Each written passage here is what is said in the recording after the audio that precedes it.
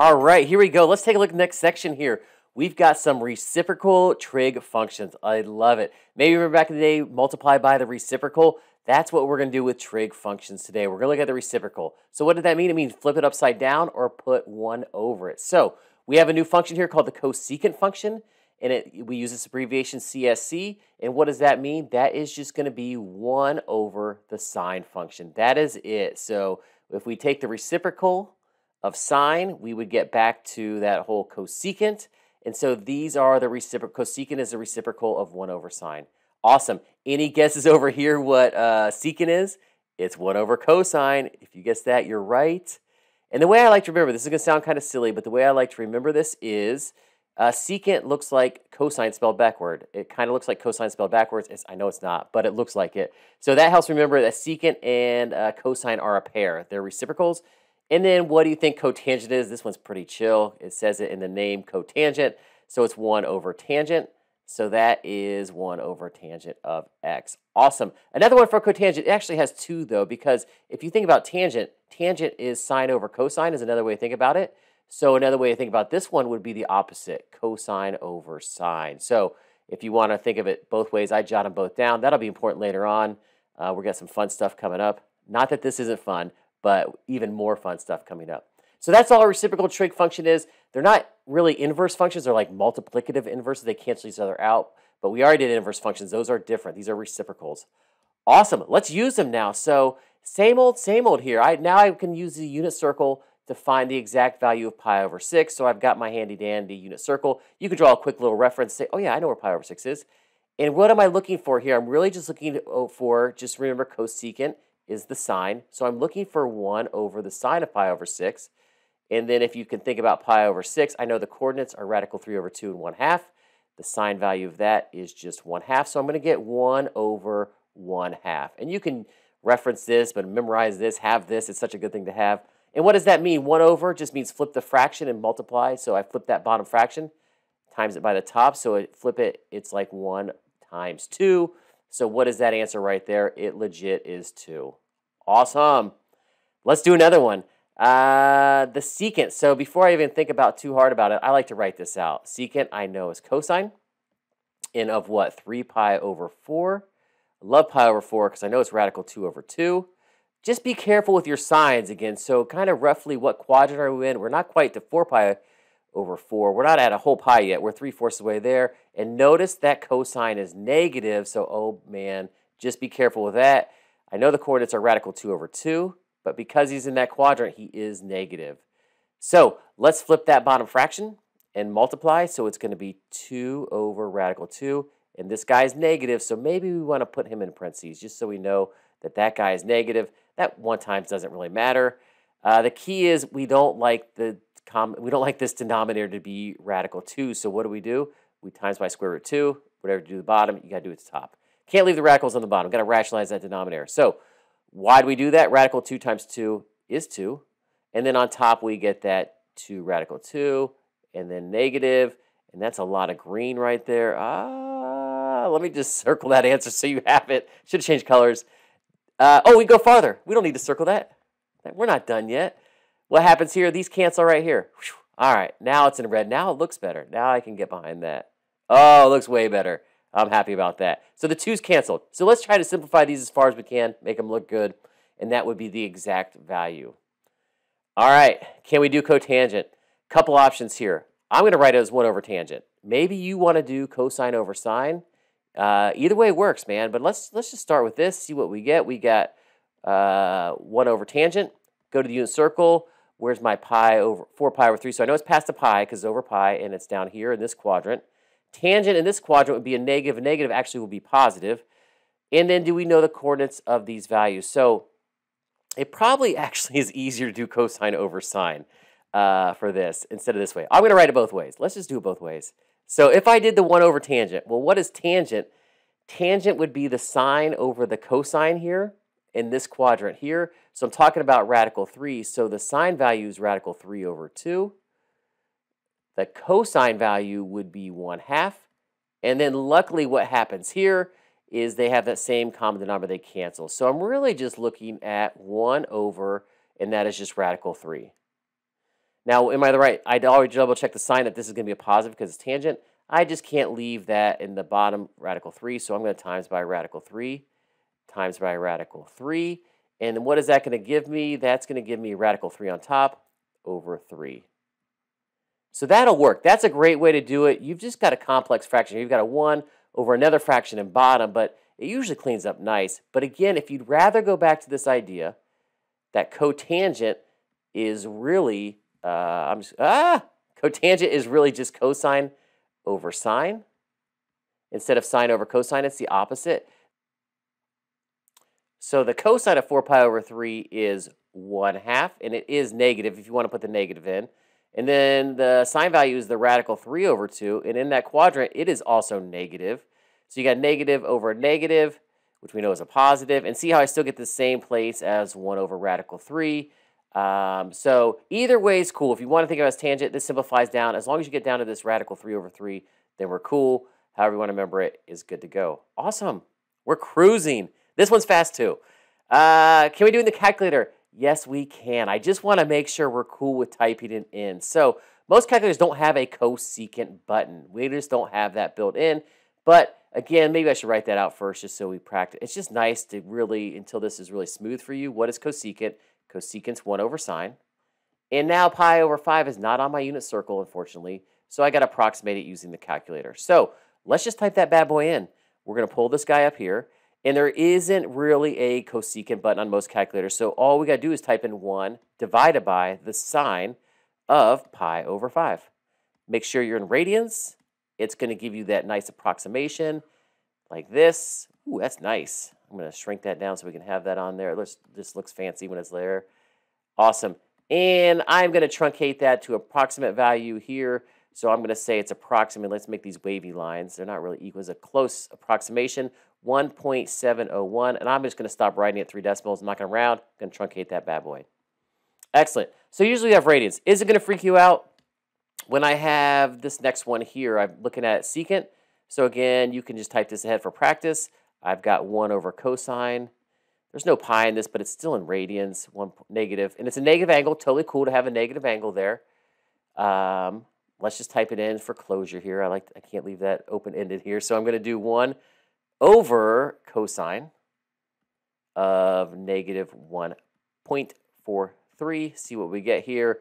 Looks like around 7.125. So approximately 7.125.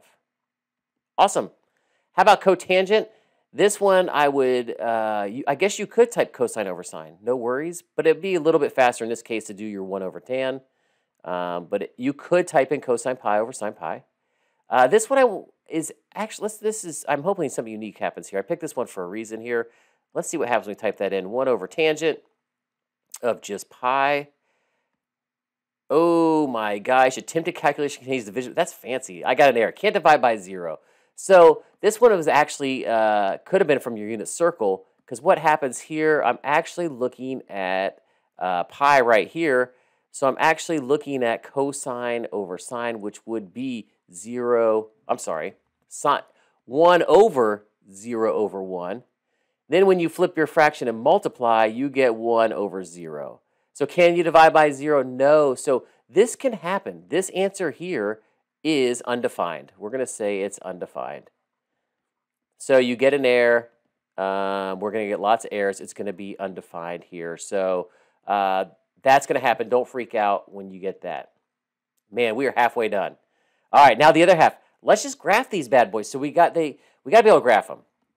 So let's kind of go through the first two together, and then I'm going to show you some shortcuts here. Let's look at what a cosecant function looked like. So imagine this sine curve, and we're going around the unit circle, and let's get some key points, some easy points. So sine starts off at 0, and then it goes up to, 1, and it's going along the way. It's doing something along this, growing to that. So if I'm thinking about it in terms of 1 over sine, which it is, that's a good way to think about it. Well, 1 over 0 is a problem, right? I can't put 0 in. So 0 is actually a problem. So what happens, that undefined thing we were just kind of looking at is going to be an asymptote. And it's always key to find these first. Pi over 2 would be what? It would actually be 1 over 1, which is 1. So that's kind of cool. It's that dot right there. But then what happens is I come, ay, ay, ay. I was hoping to trace it.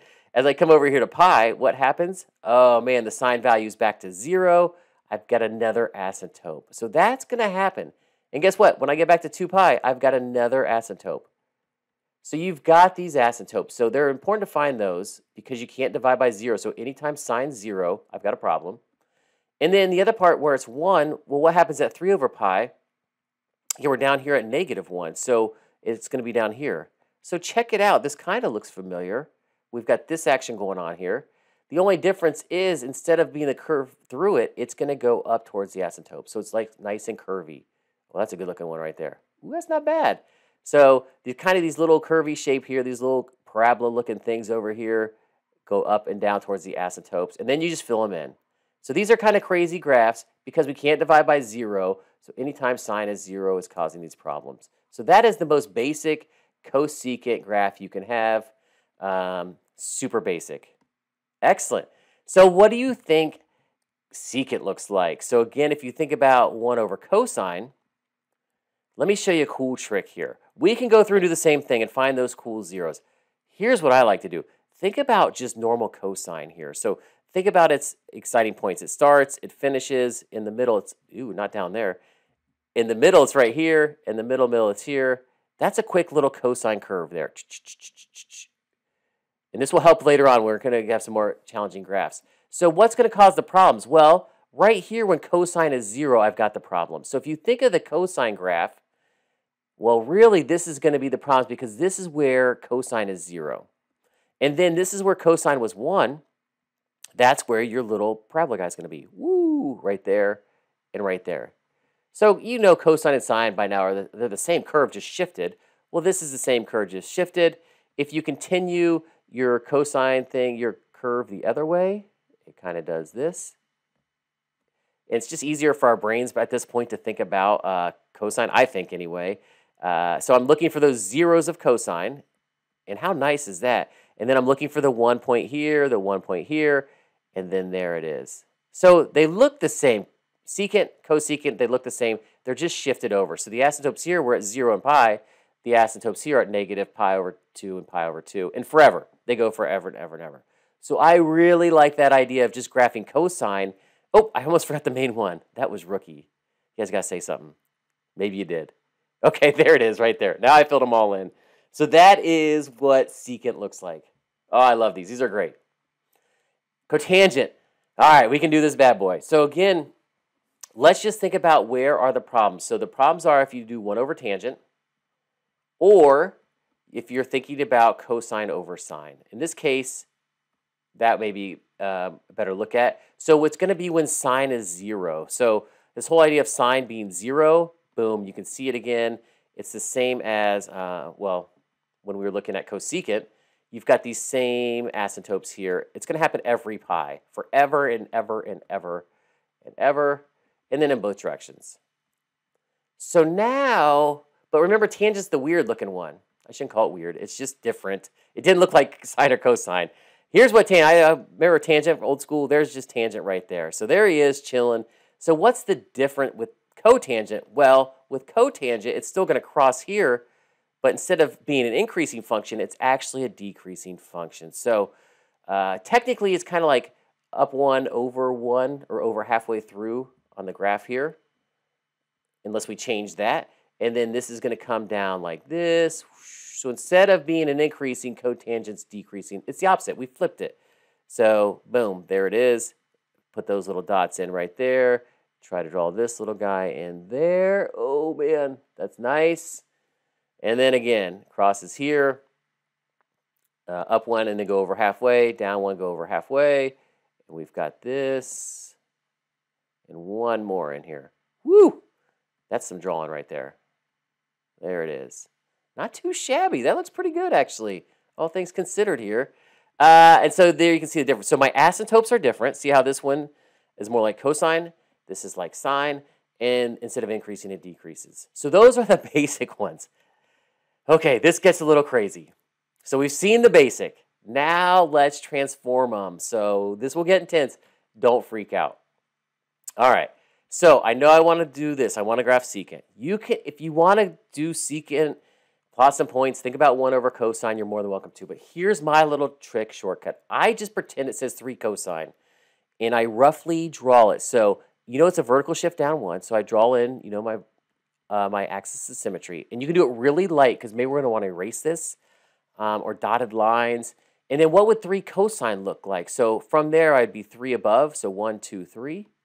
I know the period is 2 pi. I know in the middle, I would be 1, 2, 3 below. And then I know I cross my axis of symmetry in the middle of the middle. So just maybe briefly, ooh, that would look rough. I can't be that rough. I'm going to try dotted line. Just going to draw in cosine. I don't really want cosine, but I want 1 over cosine.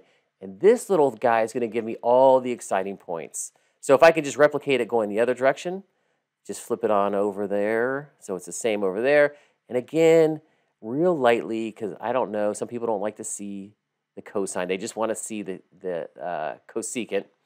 I'm sorry, the secant, not the cosecant. I'd be in trouble then. So again, this is 1 over cosine. So now, what does this show me? Well, it kind of shows me everything. I'm very interested in when would this be 0? Well, it's the 0 on your axis of symmetry. So see how it's crossing here and here and here. This is causing those asymptotes. So that's where your vertical asymptotes are going to be. Boom, right in there. I love it. And then I've got another one right in here. And let's fill this bad boy in. So anywhere it crosses that axis of symmetry. It doesn't matter if I shifted it down. The problem is where it crosses that. Okay, excellent. So now where are my other points of interest? Well, if I look here, that's the highest point. And then I just draw it the other way. That's it. I'm going to go, instead of going down, I'm going to go up. So see, I just love how if you put that in there, I think it just makes life easier. You're more than welcome to go through unit circle and find these points and think about it that way. No harm done. Some people prefer that. That's cool. Whatever floats your boat. But I think when we get to some really crazy translations, this just cleans up everything for me. I say it cleans it up. That picture looks pretty intense. Awesome. So now if you want, you can go back and erase all that blue and red line mumbo jumbo. It's not really part of our graph. It just purple is. So just the purple in that. And once it's there, now I can easily look at the range. What is the range? Well, I know it can be, oh my gosh, that was intense. Negative infinity. What's the lowest y value? It goes forever down. What's until it hits -4? And we're going to include -4. And then there's a break in the gap in the graph till up here till 2. So I'm going to say in union with, it jumps till 2. There's nobody between -4 and 2. And then that goes to infinity like that. Awesome. So it exists up here and down here. I've got this empty space below where the blue cosine curve is. Nothing. Where are these asymptotes? Well, I can tell they happen every pi over 2. So let's just pick one to start. I have a vertical asymptote when x is pi over 2.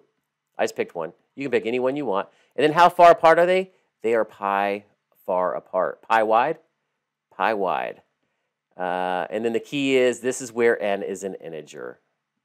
I'm just going to type that, where n is an integer. Awesome. We just graphed that monster right there with all the transformations. Super cool. Let's do another one, man. We'll do another one together, and maybe you can try the last one on your own. Or you can pause it and try this one on your own if you like too. No worries. But I'm going to talk you through it here. So, again, I'm thinking, oh, okay, that's really 1 over sine. It's cosecant. So I'm looking for 1 over sine. So I'm just going to graph sine with these transformations. So I know that I got to go right pi over 2. I've got to go up 1. And then I've got this vertical stretch or this dilation of 2 here. So when I'm graphing them, I always start with where's that vertical shift. I know everything's based off this axis of symmetry. And then I like to do any horizontal stretches. We don't have any, but we're going to move it right. So normal sine would start here. Okay, so I start here at 1/2 pi. I know the period is 2 pi, so I'm just going to go just to 1/2 pi after 2 pi out there. And in the middle, I know it's going to be right here. That's the middle. So what's the middle of the middle here? But because it's got that vertical stretch, it's up 2. And then what's the middle of the middle over here? It's down there, but it's a vertical stretch of 2. So this is the sine curve right here. I'm going to dot it in there, draw it real light. Don't let people see it. And then do the same thing the other way. Can I keep that pattern going? Sure, I'm coming down here. I'm going up here. I'm going to touch that point up there. Touch that point there. There we go. So there's my sine curve.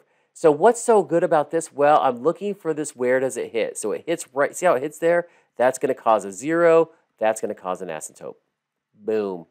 So all of these asymptotes, something like this, asymptote, draw it in there. So I like to sketch a rough picture. Again, if you would prefer to think your way through the, take the normal cosecant and shift it around, you're more than welcome to do it that way. I think this way's a little faster, for me anyway. And then I know this point right here is the highest point, and it just comes up like that. It comes up like that. And then I'm good to go, really. Once I have the asymptotes, you just see these points, you just start filling them in, man. Just make sure you're on the right side of it. And there it is in green. If that's too much stuff going on, erase that red one you have in there. But I think that's a nice, clean way to do it. Okay, there it is right there. Once it's drawn, range is no problem. So I know it goes from negative infinity to where it comes all the way up to -1, inclusively. I want to include that bad boy. Got a break in the graph up here till 3. Whoosh, there we go. And that goes to infinity right there. So when I can see it, man, that range is easy peasy. Vertical asymptotes, again, when I can see it, so chill.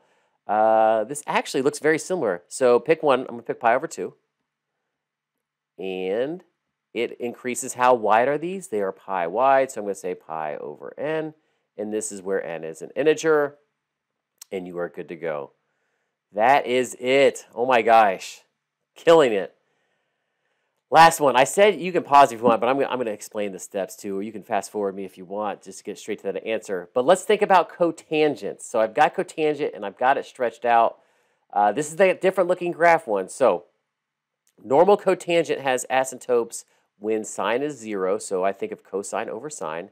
And sine is 0. So a normal one would have asymptotes here at 0, pi, 2 pi. But what do we got? Not only are we shifting this thing left pi, we are stretching it. We've got a horizontal dilation here that's going to, not stretch it, shrink it. Oh my gosh, remember it's opposite of what you think. We've got to shrink it by a factor of 1/2. This will stretch it out front as a vertical. We got all kinds of stuff going on.